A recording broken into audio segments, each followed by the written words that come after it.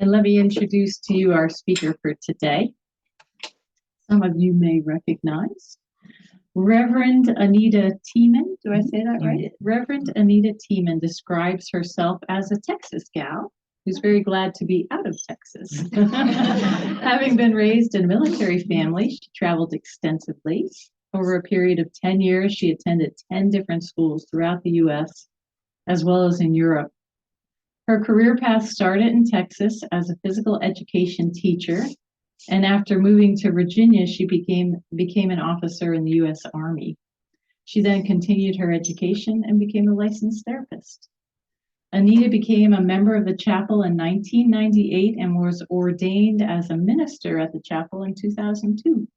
She currently has a private practice in the Hampton Roads area. So please join me in welcoming Reverend Tieman back to the podium. I'm one of those long lost members, and I sneak in every now and then, but you're always very close to my heart. I want you to know that. So good morning. Good morning. I am the long lost member of the chapel, and I was graciously asked to speak today. I'm a little surprised. I recognize some of you. I'm grayer. I wear glasses, so I will put these on and off because I'm not quite used to being only able to see distance-wise.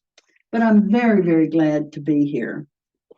When Liz and I were talking about doing this, she gave me a copy of your theme for the homecoming, and it was spiritual inclusion, which strives to enable different spiritual or religious expressions while being part of an organizational whole, and belief that inclusion in organizations is an ethical practice that requires tolerance, flexibility, and an orientation towards community. Today is Homecoming Sunday, and it's a very special day in the church. 38 years is certainly something to be incredibly proud of. You know, just the word homecoming puts a smile on our faces and frankly, puts a little warmth in our heart. Words that we often associate with homecoming are reconnect, return, renewal, celebrate, family and friends, joy, and shared memories. Today, these words, I hope, will come alive as we celebrate our connection to this community. The celebration of community requires one very important ingredient, and that is connection. From birth, we are wired for connection. A newborn seeks a nipple without any cognitive thought. They don't say, I haven't eaten in a few hours and it looks like maybe this is a good place to have dinner. There is no thought. They just instinctively seek to suckle, to connect. Or how many of you have ever walked by a baby's bassinet or something and stuck out your fingers? What most often happens? They grab onto your fingers. They instinctively do that. Connection is inborn, and it is a part of our very nervous system.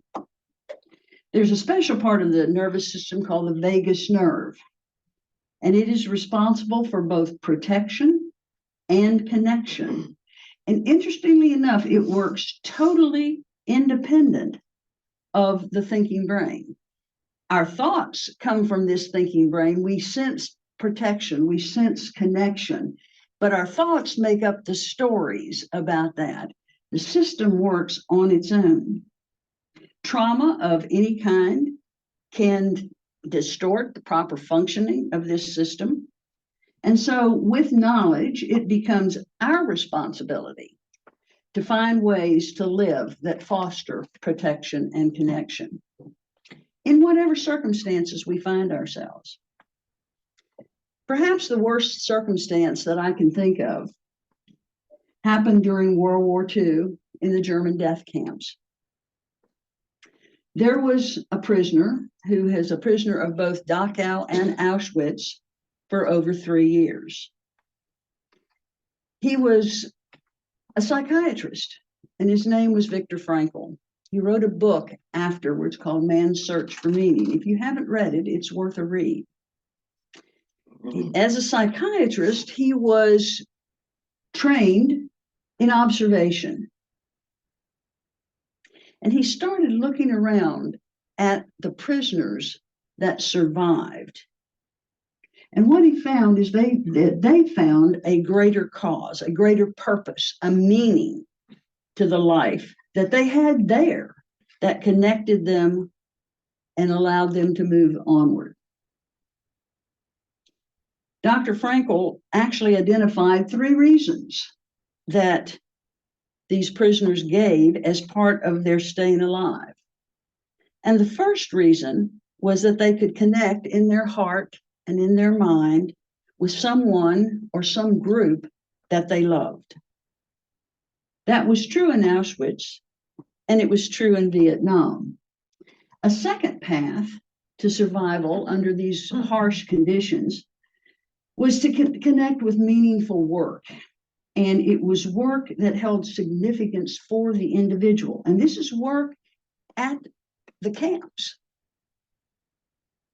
Perhaps it was saying a silent prayer over the grave of a friend that you were digging. Perhaps it was